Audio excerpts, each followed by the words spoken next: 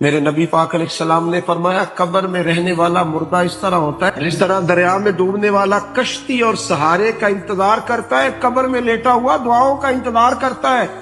وہ وہاں لیٹا انتظار کرتا ہے کہ میرا بھائی میرے لیے دعا کرے، وہ انتظار کرتا ہے کہ میرا بیٹا میرے لیے دعا کرے، وہ انتظار کرتا ہے کہ میری بیٹی میرے لیے دعا کرے۔ دعا وہ قیمتی تحفہ ہے جس وقت قبروں میں جانے والے بھی انتظار کر رہے ہیں۔ کوئی دعا کرے، کوئی دوست دعا کر دے۔ اگر کسی کے بچے لیٹے ہیں تو وہ ماں باپ کی دعاؤں کے منتظر ہیں، دوست لیٹے ہیں تو دوستوں کی دعاؤں کے منتظر ہیں۔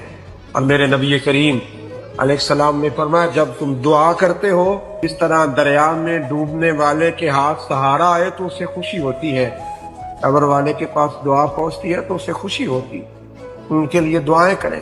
میرے نبی پاک علیہ السلام نے فرمایا میری امت قبروں میں گناہگار جائے گی، نکلے گی تو نیکوکار